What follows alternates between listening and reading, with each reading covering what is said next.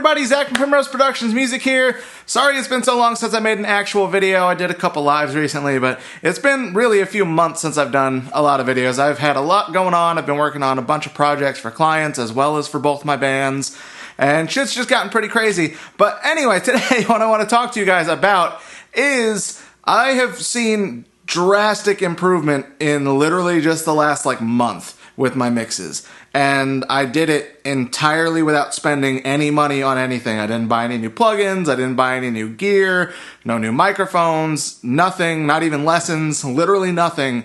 I just figured something out and I thought that I should share it with you. And I'm gonna seem like an idiot for this when I tell you what it is, because it's something that so many people have talked about, and there's a reason I ignored it, and I'll get into that later. But anyway, I just want to show you, before I get into what the difference was, I want to show you what the difference was. So I have 3 tracks that I worked on recently that I had been mixing, and I'm going to show you a before mix and an after mix. And bear in mind that the before mix, at the time of doing the before mix, me and the bands that they were for had all decided they're done. And then after a couple weeks off, I was out of town for a bit. I came back and I listened, and I was like, you know what? I could do better with these. So I did, and pretty much I just kind of reworked my workflow, and that made the drastic difference. So before I go further into detail about what changes I made, let's listen to the changes that were made in these 3 tracks so you can see the real difference in how much has changed. Okay guys, so I have 3 tracks here. 2 are metal, 1 is kind of an indie pop thing, but I have 2 versions of each one, and the first version, these red tracks here, are the versions that I did before this epiphany, and the green versions are what happened after. So real quick, we're going to listen to each one just for a second, and you can hear the differences, and then we're going to dissect the differences a little bit more. And then after I've shown you this, then I will explain to you guys how these differences ended up happening and how you can achieve the same results. So let's listen to this first track here. So again, this is the prior version to before I realized what was going on. And so yeah, this is the first version of the first track.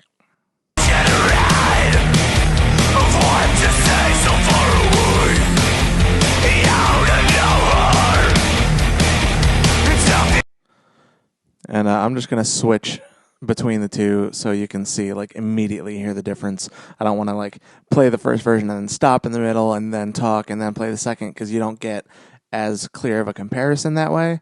So, sorry for interrupting just now, but yeah, so I'm going to play this first track and then I'm going to hit mute, and then I'm going to unmute this next track, which is the next version of it.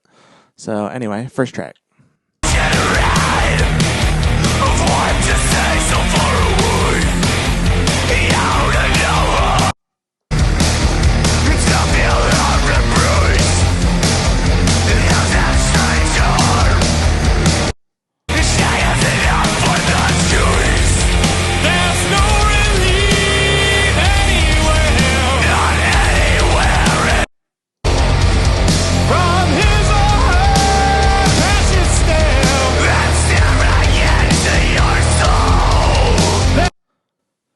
Now, regardless of what you're listening on, you could be on your phone speakers, which I don't recommend. You could be on computer speakers, you could be on earbuds, headphones, studio monitors, whatever. Regardless of what you're listening on, you should have been able to tell that the second version sounds significantly better than the first version. And although if you're listening on phone speakers or crappy earbuds or anything like that, you may not be able to hear the details as to why they sound better. So I'm going to go over that a little bit. But the main thing is everything is just much more well-rounded, much fuller, and there's a lot more low end and a little bit less of the high end overall by comparison.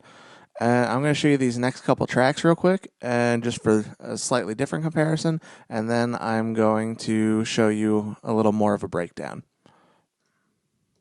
So this is the old version of the second track, and again, I'm going to mute this and switch to the new version of the second track. As the wings of death spread over the world, will we remain blind or our story? As the wings of death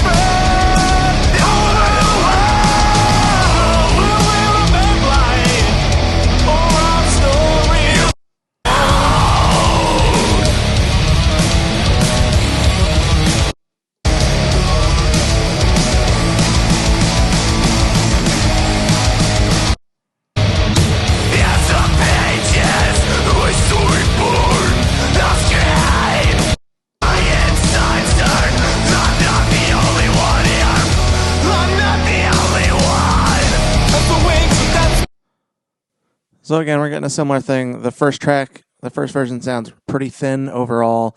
The second track is just fuller. There's way more low end. There's less high end. There's a lot of other things. I'm going to show you this last track. This is completely different genre. Those were obviously both metalcore, and those were the same band. This is more of an indie pop thing, but the difference isn't quite as apparent because it's a less dense mix than the full, obviously high gain metal mix, but it's still pretty obvious the difference in these two tracks. The point in trying to run, and each step I try to escape, but I start over again. There's something holding me back, or could it be someone that I'm the one? I've got to learn to let go. Cycle gives me comfort, and then I know what I can expect. It keeps me safe from the unknown world beyond, and bless me from what I can't accept. All that I was, I am, have ever been. The safety net I'm holding on to is keeping me from what I am capable of. I know it's time for something new, and each time I try to escape. So again, pretty obvious difference. The same thing. First one's a little thin. It's not as apparent as the metal tracks, but the first track's a little thin, and the second version just way fuller, more low end, a little punchier too. So let's break down this a little bit more. So here I have 3 EQs, and these are EQs that I'm always using to test a mix at the end. So this is not the new thing. This is something that hasn't changed, but I'll explain what changed in a bit. But basically, these are 3 different filters. The first one, we are cutting off everything below 200 hertz and everything above 4,000 hertz or 4 kilohertz. And this is the mid-range of the tracks, and this is where you're really going to hear the differences. If you have not to this point started listening on studio monitors or proper headphones, I recommend doing that because you're going to be able to hear these subtle differences better than if you're on phone speakers or earbuds. But anyway, so this is going to show us just the mid-range of the track, and I use this a lot towards the end stages of mixing to make sure everything sounds right. But let's listen to what just the mid-range sounds like for the first version of the first track, and we'll switch over.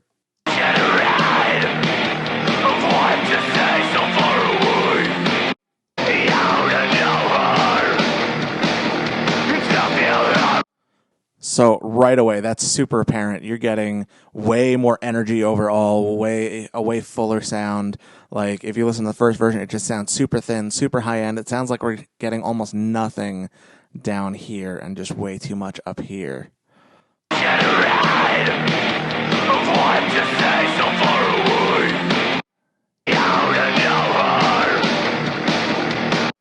All right, let's check out the second track. We'll do these real quick with this filter and move on to the next one.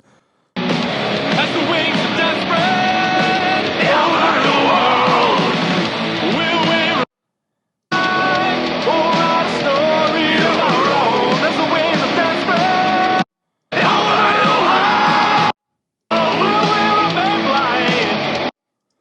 All right, and this is why the mid-range is so important, why everyone says the mid-range is so important, is because if you're listening on crappy speakers, or let's say you're in the supermarket and a song comes on, you're losing a lot of the low end and the high end definition, but you are hearing the mid-range. So you can hear in the poor mixes, like the bad, shitty first mixes, like it sounds terrible in just the mid-range. Same thing with the lighter track. The point in trying to run, and each step I try to escape, but I start over again. There's something holding me back. But the new versions, there's way more low end. Everything is way more defined, yet also more full. And it's kind of crazy that you would think that the fuller it gets, the muddier it's going to get, but that's not what's happening here. So let's check out another band. All right, so this is where most of the energy comes from most tracks, is the low mids, and this is everywhere from 100 to 300 hertz, so everything's cut out except 100 to 300 hertz. Again, if you're not on proper headphones or studio monitors, this is going to sound really weird for you. You may not hear much definition in this frequency band at all, but let's check this out.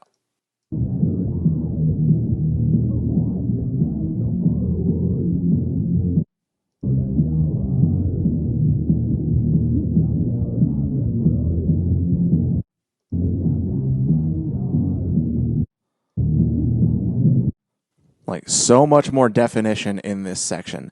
You can hear in the first mix, it's just muddy and washy, and everything's just too blended together. So we did a lot of careful stuff in the low mids here that we didn't end up doing previously. And yeah, you can hear the difference. Check the next track.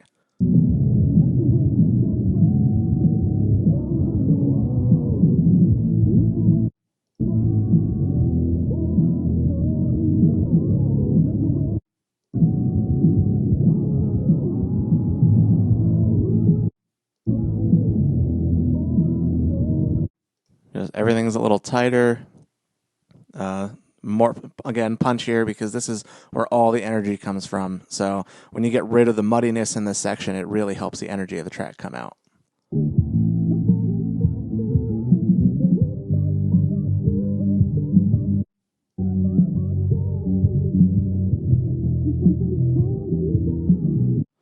And you can really hear the kick and the bass way better in this frequency band with the new mixes. All right, and last band we're going to show you. You're definitely not going to hear this if you're not on good studio monitors or proper headphones. This is all the sub-lows. So this is everything above 200 hertz is cut out. So this is just what the low end sounds like.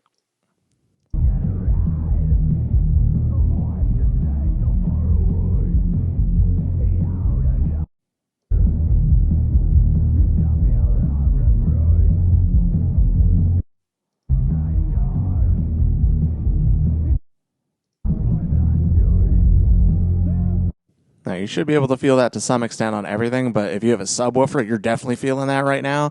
There's way more energy in the sub frequencies. There's way more punch. Everything's more defined. Again, it's a little less muddy down there. Everything just has way more definition and energy.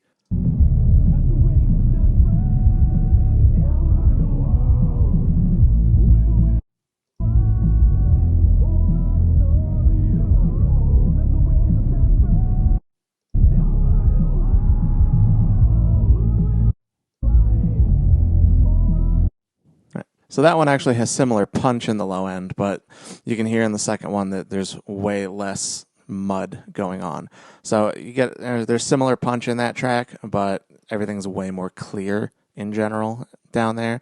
Like, you can hear the separation between the kick and the bass.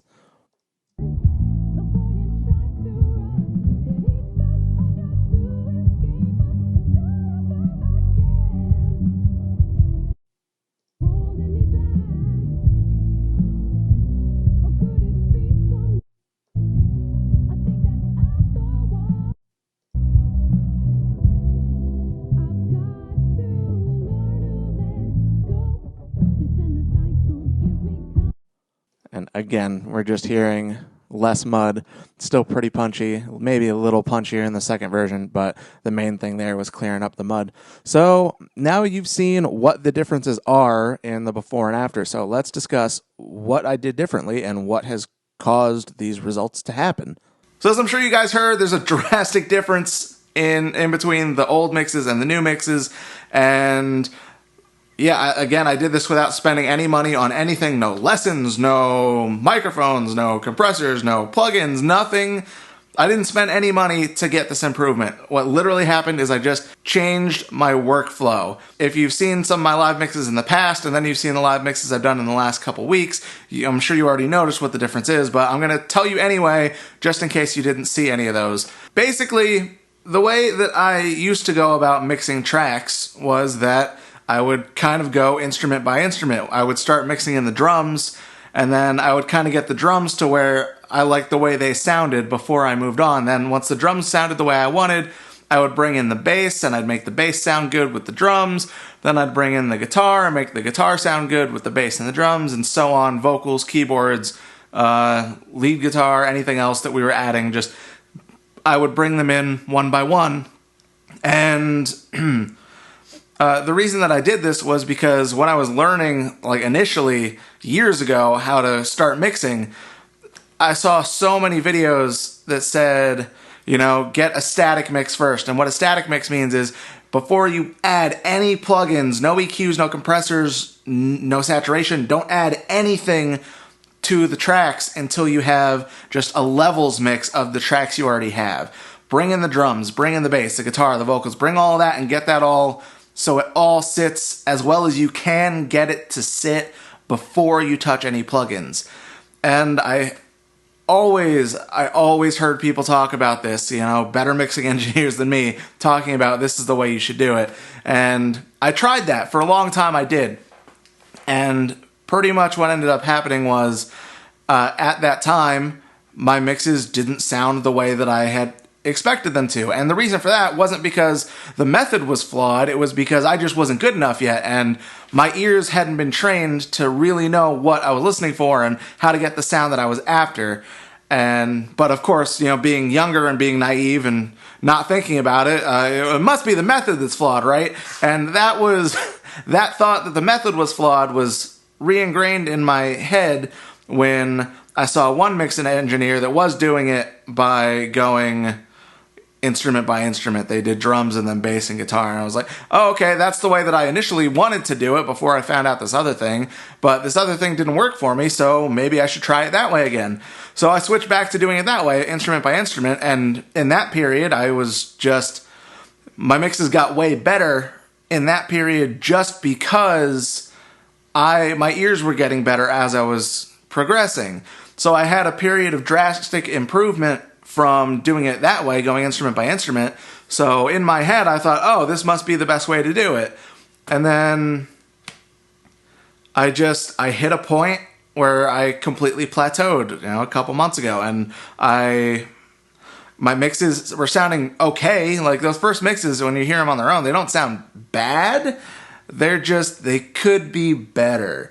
So I hit a point. I was like, this mix is kind of okay, but it needs to be better, and this is not working for me. So basically just fuck it. I'm going to try it this other way. I'm going to completely remix it from scratch and start with the static mix and see if that helps. And it was a night and day improvement, as I'm sure you heard in those 3 tracks. And I think the reason for that is when I was going track by track, instrument by instrument, I would start doing EQ and compression to make them sound good.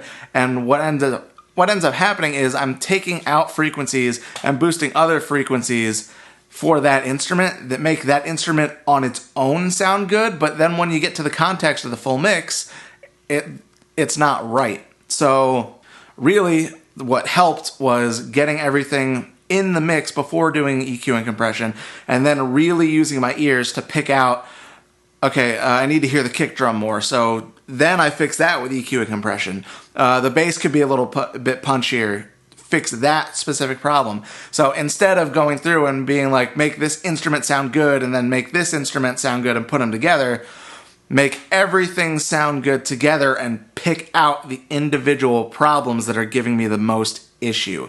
And as you can see, that drastically improved my mixes. And so I ended up cutting out the correct frequencies and not frequencies that I actually needed. And as you saw before, my mixes sounded super thin. And yeah, so that was pretty much it. I just ended up with a fuller mix overall because I'm not cutting these frequencies that sound bad when it's just the instrument on its own, but you don't notice it in the full mix. So I ended up with an overall fuller sound. And another thing that I noticed was that I had kept pushing in a lot of way too much high end and not enough low end in my mixes. And what that meant to me was that I didn't have enough low end absorption in my room. And I ended up fixing that problem after the fact. I had some extra foam lying around. I put that up, but I didn't use that for those the mixes you just heard. I figured that out beforehand and I compensated for it. So I just basically boosted the low end way higher than I thought it needed to be at the time. And when I listened in other environments, in the car, on headphones and things like that, then I realized that it did sound better that way. So I did those mixes that you just heard like that, and since doing those mixes, I have added an extra bass trap. I just put one extra bass trap on either side. Like as you can see, I have bass traps in the corners here. So I literally just added one more, so it's an extra, 1.5 feet, 2 feet of bass trap on either side, and that helped a lot. So now things that I'm working on currently are sounding more even, but that helped big time, so I'm not putting too much high end in the mixes. But again, those mixes that you heard before that, I just realized that was a problem and fixed it. I didn't have the bass traps in yet. I just compensated for it by pushing in more low end. But yeah, so basically, moral of this, I kind of got off on tangent. Moral of this story is, if your mixes aren't sounding the way you want them to, if you're not getting the results you want, maybe try something, a different way of doing it. Even if it's something you're unsure about, even if it's something you've tried before, maybe it'll work this time. Maybe you've learned some more things and you can pick some different things out that you wouldn't have noticed the last time you tried this thing. And maybe it's worth a shot. Point being, if you're having a problem with something, find a way to fix it. Don't be afraid to experiment in order to fix it. You can always, save your project the way it is now, then make a duplicate file, save it as something else, and mess with that new file so that, worst case scenario, if you fuck it up, if you make it way worse, you can go back to the previous version of it and, it's the same as where you left it. Didn't get any worse, it's exactly the same as it was. With the digital age, we're not working on tape anymore. We don't have like a limited amount of space and a limited amount of time to get things right. You can save as many versions of a project as you need to until you get one that you like. So just don't be afraid to experiment, try new things out. And yeah, that's the moral of the story. You don't necessarily need to spend more money, you just might need to try something else. And you might be able to do that just by changing your mindset and trying a slightly different technique. It doesn't have to cost you money, it's just something new. So anyway, I hope you guys enjoyed that video. I hope you guys enjoyed that little bit of insight into what's going on in my world and how my mixes are changing and how things are being improved just by messing around different ways. If you guys found that video interesting, let me know in the comments what you think you could improve on in your mixes. Maybe I can help you by suggesting a way to try to fix that specific problem. Maybe not. If you liked the video, hit the like button, subscribe if you haven't before. Thank you guys so much for watching. I'll see you in the next video.